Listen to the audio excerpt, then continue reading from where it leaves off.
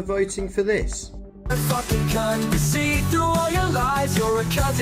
got thousands of people chanting "Starmer is a wanker" in a nightclub. It's absolutely brilliant to see, and as I said... In the middle of England's most sacred tradition, something snapped. It wasn't a goal that sent shockwaves through the crowd, it was a name. Thousands of football fans, mid-match, turned their chants toward politics. Not in celebration, not in support, but with a blunt, unmistakable insult aimed straight at Keir Starmer. No one was talking tactics or referees. This was different. It wasn't rowdy banter or a fleeting outburst. It was calculated rage, unleashed in the one arena, still untouched by spinware. People speak how they feel, when they feel it. Football didn't pause for politics, it bulldozed straight into it. In an election, things don't go back to zero. You start off where the other lot left off. And we've had to do some really difficult things because they didn't take the difficult decisions in office. It's forced us to take those difficult decisions in office. But now, when you see the results of the spending review and how we're prioritising children, children's future, and the future of the economy so that kids get into an economy which actually is thriving, and we're doing the trade deals, so when kids are creating their job... So when tens of thousands raised their voices and hurled an unfiltered message at Starmer, it wasn't about being disrespectful, it was about being real. That raw moment cut deeper than any soundbite in Parliament ever could. Because when lifelong Labour voters, people who once believed, once hoped, start shouting profanities at their own leader, it's not just anger. It's a sign of something breaking. Something beyond politics, beyond party lines. It's trust gone. Not long ago, Labour felt electric. Say what you will about Jeremy Corbyn, but the movement had a pulse driven by young activists, union workers, and everyday people hungry for change. Then came Starmer, and instead of stoking that fire, he stamped it out with slogans and safe talking points. The soul was swapped for strategy. Since he's come into power, he's made so many promises that he's broken. He promised he wouldn't raise taxes. He did. He said he No, he didn't. He said he wouldn't raise income tax. I'm sorry. Okay. No, what about the national insurance? He's raised that. Tax for working people. Yes, taxes for working people. I'll let you speak, let me speak. But the national insurance tax was on employers, not employees, and that was the loophole. It has a knock-on effect on employees, as we see now, because lots of people are going to be losing their jobs and companies are going to close. Okay, he promised he wouldn't raise taxes for working people. He did. He said he would keep the pensioners' fuel allowance, which he has not. He said he would cut tuition fees and he would scrap the two-child benefit scheme. He hasn't done that. He said he would build a new relationship with businesses. He shafted businesses big time, and many of them are now closing. He has lied about every single thing he promised. He scrapped the 28 billion Green Deal. He said he was going to abolish universal credit. He hasn't. He said he was going to stop the boats. He hasn't. He doesn't have an immigration plan. This guy lies for a living. And anyone, you say he's got integrity. Yeah, he doesn't have a scrap of integrity. If he had a scrap of integrity, he wouldn't have his clothes and his glasses bought by one of Labour's biggest donors. It's outrageous. He's a rich guy. Why does he have to have other people buy his clothes? His government is a shambles. He has no judgment. He came in promising to unite. He branded himself as the grown-up in the room. But what Britain got was a hollow suit at a podium, delivering lines crafted by PR firms and focus groups. The rallies disappeared. The passion drained out. And in its place came sterile speeches, billionaire backers, and slogans that sound like they were printed on the side of a cereal box. This wasn't evolution, it was erasure. The same working-class voices that once roared for Labour are now turning their backs in the most public way possible. Not because they've defected to the Tories, but because they feel sold out. A man who once knocked on their doors asking for faith is now seen as the one who cashed in their trust for boardroom approval. That chant? The one echoing through stadiums? It's not just a curse word, it's grief. It's betrayal finally given a voice. Starmer said he'd lead. But to the fans chanting from the terraces, he's no leader. He's an outsider in a tailored suit, mouthing empathy he doesn't feel. For a struggle he's never lived. I can't say it, I can't look at it, I can't smell it, I can't touch it, I can't do a drawing of it, I can't build a cult to it. Do you know? Keir Starmer wants to be seen as relatable. But the harder he tries, the more out of touch he appears. His everyman act doesn't land because people can smell the script. He doesn't joke, doesn't banter, doesn't spark any real warmth. Watching him try to connect with everyday voters feels like watching a tax lawyer try stand-up. It's painful, wooden, and completely off-key. He speaks in policy briefings, while the country speaks in pubs. He shows up at football matches, but doesn't feel the tension. He tweets about the working class, but can't seem to hold a conversation with them. His words come polished, but hollow like a speech that's been revised 15 times before being handed to someone who doesn't even believe it. And that's why the chant landed so hard, not because of the word itself, but because of what it revealed. People aren't just fed up, they're alienated. They see through the performance. They know when someone's faking it. And they know when a man shows up in their space and tries to blend in with a borrowed accent and a practiced frown. Starmer didn't lose their vote. He lost their respect. And once that's gone, no slogan can win it back. The chant didn't stay in the stadium. Within hours, it was everywhere, clipped, shared, and blasted across TikTok, X, Instagram. It reached more ears than any carefully choreographed Labour ad ever could. The media tried to downplay it. Some pretended it didn't happen. Others shrugged it off as typical rowdy fan behavior. But fans know what they are doing. This wasn't about football. This was about frustration, uncut, undiluted, and finally too loud to ignore. And as Starmer's team rushed to distance themselves, to spin it, to pretend it was all just crude noise, they missed the point entirely. Every time someone tries to brush it under the rug, it only grows louder. Because when the press filters out people's rage, the people find their own megaphone. We have to make the case for freedom of movement. Freedom of movement has gone and it's not coming back.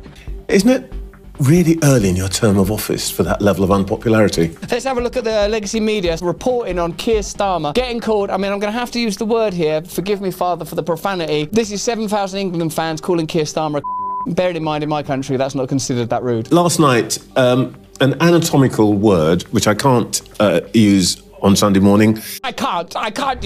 This wasn't a PR disaster, it was a reckoning. And no matter how many press secretaries try to contain it, they can't bottle something this raw. Starmer's handlers might wish this moment away, but it's already burned into the public's memory. A leader who doesn't inspire, doesn't fight, and doesn't listen should expect silence. But what Starmer got instead was a roar. Not from journalists, not from MPs, but from the very crowd he thought he could impress with a staged appearance. Starmer's fall from grace didn't happen overnight. It happened over promises, bold ones, repeated often, then quietly abandoned. He vowed to back workers, then turned on the unions. He claimed to fight for the vulnerable, then backed policies that left them worse off. Time and time again, he said one thing and did another, and voters noticed. You can't claim to stand with the people while cracking down on strikes. You can't promise fairness, then stay silent as disabled citizens are left to fight for basic dignity. And you definitely can't build trust when your moral compass shifts depending on the polling data.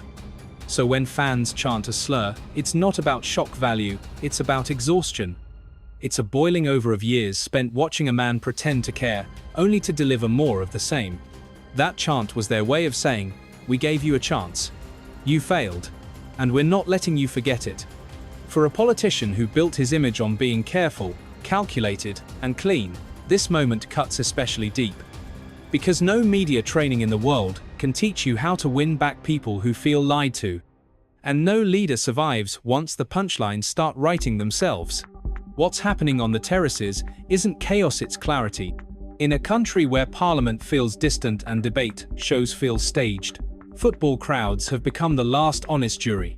No spin doctors, no PR filters, just the raw voice of the people, roaring back at those who stopped listening. And Starmer. He walked into that arena with a polished image and walked out with a shattered illusion. He's used to environments where questions are pre-approved and backlash can be dodged. But the stadium doesn't work like that. There's no moderator, no earpiece, no carefully arranged applause. Just thousands of voices calling it exactly how they see it. And here's the uncomfortable truth, this won't be the last time. That chant has legs. It's not going away.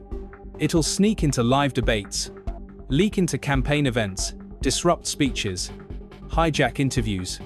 Because it's no longer a chant, it's a signal. A warning that people are no longer waiting to be spoken for. They're speaking for themselves, loudly, publicly, and with no interest in being polite. Starmer may be rehearsed, but what's coming next was completely unscripted. This chant has already crossed a line. Most political moments, never Deutsch, become cultural currency. You won't see it in official speeches or party manifestos, but you will find it scribbled on pub walls, whispered in WhatsApp groups, and echoed at concerts. It's turning into a shorthand, a rallying cry, a meme with teeth. A middle finger to everything sanitized, scripted, and soulless in modern politics. Just like "Let's Go Brandon" morphed into a coded rebellion in the US, this chant is fast becoming Britain's own unofficial protest slogan. A crude word, yes, but behind it, a crystal clear message. People are fed up with plastic leadership. They don't want photo ops. They want passion. They don't want empty slogans. They want someone who bleeds when the country suffers. Someone who looks like they've spent more time in a queue at Greggs than in a glass boardroom. And right now, the gap between Starmer and the people he claims to represent feels too wide to cross. The chant might be vulgar, but it's also vibrant. It's how a wounded public finds its voice in a country where no one in charge seems to be listening. This isn't about rebellion for rebellion's sake. It's not some coordinated campaign by political rivals. It's deeper than that. This is the sound of national burnout. Years of economic decline, broken promises, and leaders who treat politics like branding strategy have left people drained. They've had to watch the cost of living rise while wages stay frozen, services collapse while taxes go up, and party leaders smile while nothing changes. And now, they've stopped being patient. The chant wasn't crafted. It wasn't rehearsed. It erupted. It was the collective sigh of a nation that's been holding it in for too long. It's what people shout when they've reached the end of their rope, when they feel ignored, mocked, and taken for granted. It's not polite, because nothing about the last few years has been polite. And what's Starmer's response? Denial, deflection, business as usual. But people aren't waiting for permission anymore. The respect they once held for politicians like him is gone. What's left is mockery, and that's something you can't walk back with a speech. Because once a nation stops laughing with its leaders and starts laughing at them, the fall from power is already in motion. Here's the question echoing across the country: how many second chances does a leader get before people stop calling it leadership? Starmer came in with a clean slate. He wasn't Johnson, he wasn't Corbyn. For a while, that was enough. But people expected more than a neutral face. They expected action, vision, spine. Instead, they got someone who disappears when it matters most. Who nods to working class struggles while quietly backing policies that hurt them. Who talks about fairness, but always finds a way to land on the side of comfort and caution. And now, the mask is slipping. The chant wasn't just an insult, it was an audit. A public reckoning of promises made, trust broken, and a party that feels more like a brand than a cause. You can't govern a tired nation with tidy speeches and tight suits. People want conviction, not calibration. They want someone who shows up, gets it, and fights. Starmer may still be holding the mic in Parliament. But out here, in the real world, the people are already taking it back. One chant at a time. Here Starmer isn't facing a political crisis, he's facing a cultural one. The chant that rang through that stadium wasn't crafted by a campaign or seeded by spin doctors. It came from ordinary people who've reached their breaking point. It came from fans who don't write op-eds or join panels, but who see through the illusion faster than any focus group ever could. You can't fake fire. And you can't lead a country that no longer believes you feel anything at all. The stadium gave Starmer a preview of what's coming.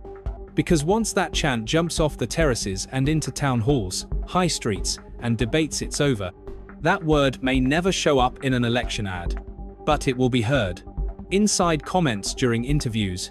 In pub conversations. In voting booths where people make their choices in silence. He won't be defeated by a rival policy. He'll be defeated by the gut feeling that's spreading fast that this man, with all his polish and planning, was never truly on their side. So here's your turn. How many times does a leader have to disappoint before the crowd decides he doesn't deserve the mic anymore? Let us know in the comments. And if you want more raw, fearless breakdowns of what's really going on in British politics, then like, share, and subscribe. No filters, no favorites. Just the truth, loud and uncut. Until next time, stay sharp, stay loud, and never stop chanting back.